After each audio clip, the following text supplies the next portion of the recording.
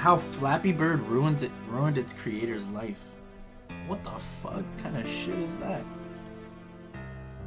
This guy made the world's most popular mobile game. It made him into a millionaire, but also ruined his life. Almost 10 years after the game's release, it still haunts him. Dude, this game was so good. I don't care what anyone says. This game was so fun to play. It was so good for your brain, just to like get your mind off shit. Such a good game. Let's find Oh shit, what the fuck just happened? out why. Meet Duane, a programmer from Hanoi, Vietnam. In 2013, Dong spent his days programming location devices for taxis and making video games whenever he had free time. Damn. Mobile games were especially interesting to him, but he felt as if they were too complicated and busy. As a result, he founded a video game company called Gears and got to work making his own games. His first mobile game, Shuriken Block, was about as simple as it could get. Block shurikens from hitting people by tapping the shurikens when they appear. You have 3 lives, and every time someone gets hit, you lose a life. But Dong wanted to go even simpler. That's when he dreamed up the idea of Flappy Bird. Tap anywhere on the screen to make the bird fly up, and don't hit the big green pipes. It was the perfect mobile game. You could learn how to play in less than 30 seconds, but it could take hours, maybe even days of time to become skilled at. The average player could barely get a score higher than 10, so it was perfect to be played in short bursts of time, like when commuting or waiting in line. And the game was completely free. Kind of like how pressing the like button on this video is completely free. And also Twitch Prime. Anyway, combine all that with nostalgic Nintendo-inspired graphics, and Dong had an absolute home run. But it kind of flopped. In Flappy Bird's first few months, it received almost no downloads. It took 5 months before the first tweet about it was ever made. The tweet simply said, "F Flappy Bird." The game seemed pretty much dead on arrival, and the only person to ever tweet about it seemed to hate it. But somehow, just a month after that tweet, Flappy Bird started seeing some impressive growth. It was receiving thousands of downloads every day, seemingly out of nowhere. Before the end of December, it was one of the top 50 games on Apple's App Store. By the end of January, it hit rank 1. Nah, dude, you know what game was also really good? What was that game where you like throw a paper ball into the trash can and you had to like slide it up, you know? What was that app called?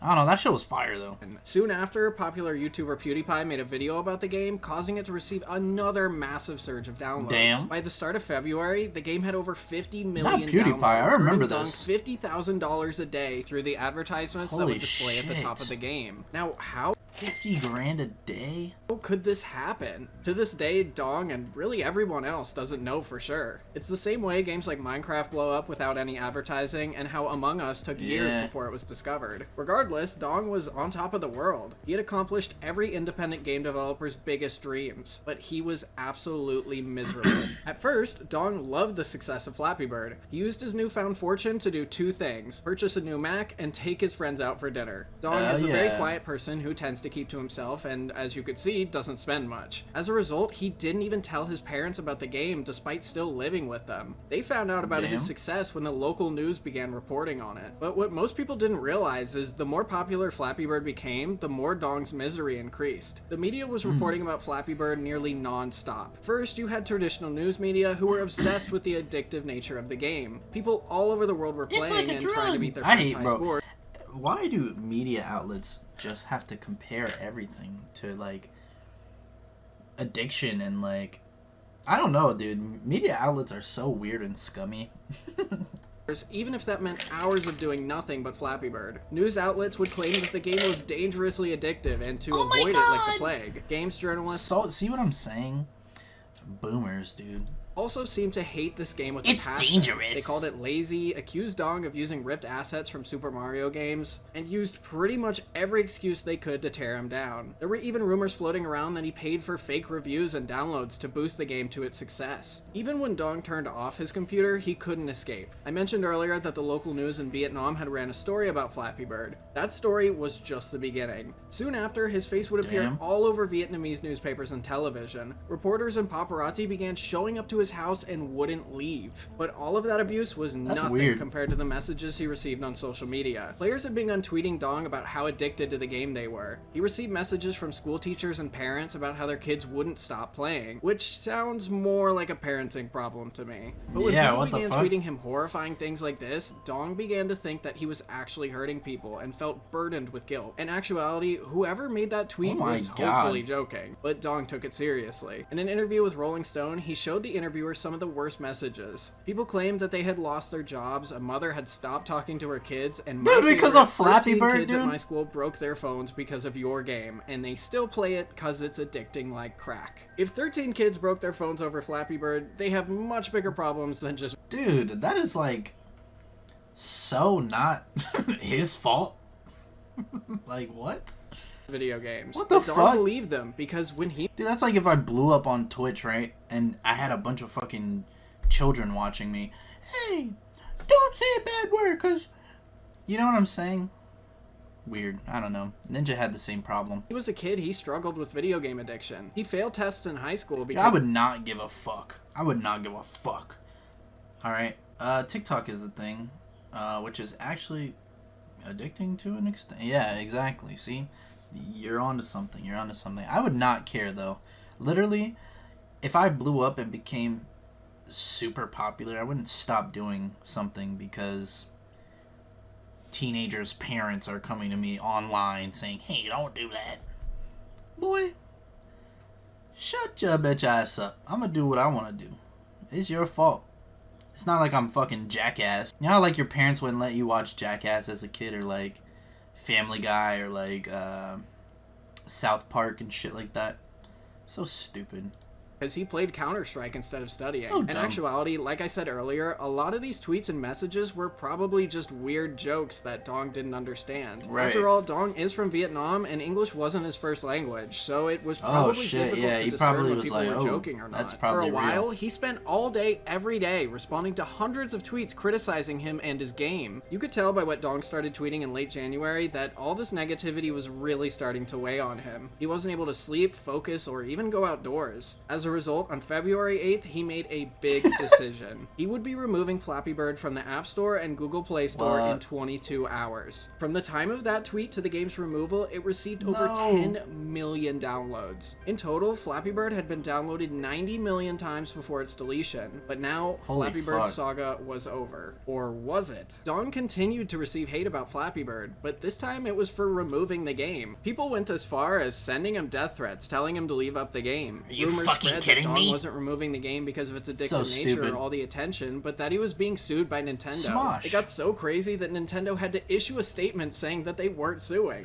As time went on, people became so desperate to play this game that those with copies of it even began trying to sell their phones and tablets on eBay for thousands of dollars. And people were actually buying them. Although eBay did delete most of the listings before they could actually be shipped out. What the hell? Dong felt relieved to have most of the attention off of him, because a new storm was brewing in the background. Whenever something becomes popular, imitations always follow. Ew, dude, what the fuck was that? In Flappy Bird's case, imitations followed like a flock of birds. Yeah, I bet. I can do better. 10 flocks of birds. Basically, what I'm trying to say is there were a lot of imitations. After the original was taken down, a new Flappy Bird clone was being uploaded every 24 minutes. Damn. 10 of the top 100 games on the App Store were Flappy Bird clones. You had games like Flappy Bird, Happy Bird, Flappy Turd, Flappy Cat. You get the point. There were a lot. It got so bad that Apple and Google had to start rejecting any new clones. Then something very strange happened. Dong started tweeting again in March, saying that Flappy Bird would be returning, but not anytime soon. It would be a new and improved version that he said would be less addictive. If you ask most people, this never actually happened. Flappy Bird was never re-released. But it did re-release.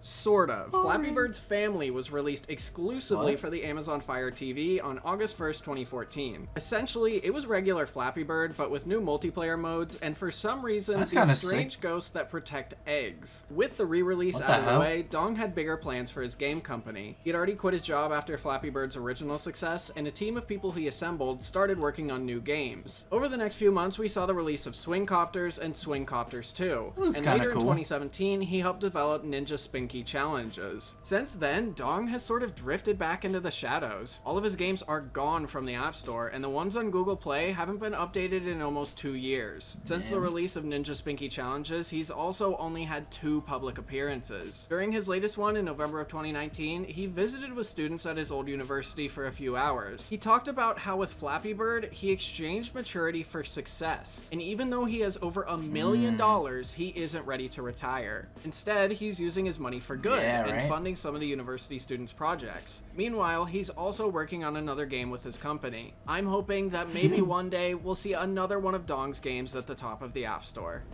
Dude, Flappy Bird? Let's see. Hold on. Let's go to eBay.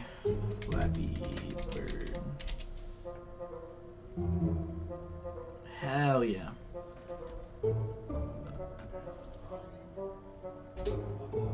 What is this? A fucking broken iPhone 4? Dude, these chargers are so fucking ugly. I had one of these. Damn. I would buy this, but the screen's fucking cracked, dude. Come on now. 300 best offer. Alright, now we're talking. Hell yeah. Do we cop? Do we cop? Do we buy this right now?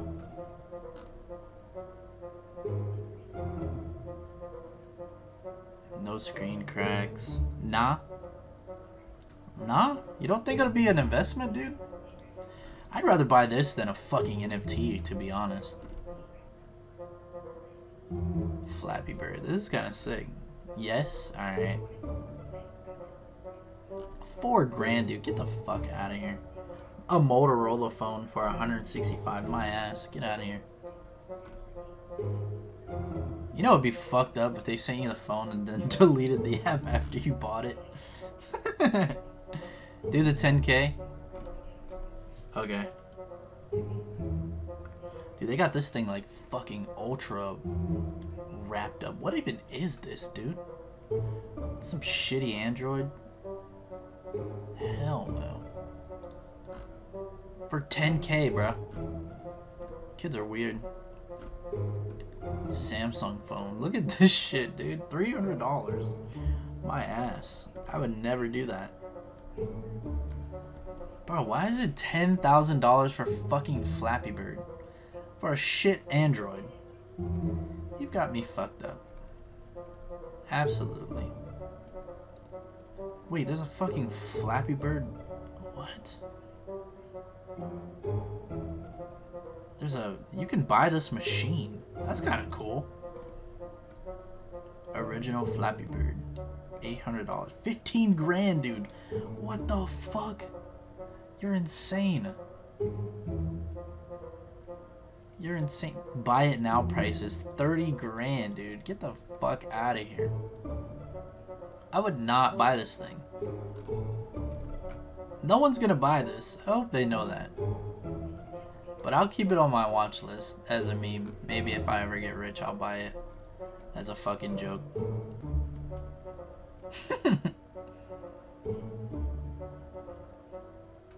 So stupid. So fucking stupid. He's hoping someone is dumb enough to buy it. Yeah, that's true. I'd buy this one right here, $150, and you get an iPad. That's kind of cool. Pretty fucking sick if you ask me, dude. It's a damn iPad. With Flappy Bird on it. I'm gonna make an offer. $20. I'm gonna buy this iPad. Wait.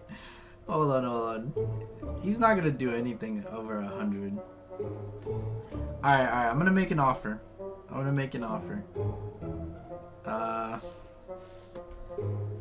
Let's see. $60. Nah. Hold on. Let's do 20.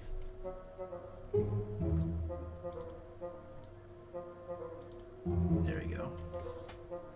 $20. Oh shit, that's a lot of my information.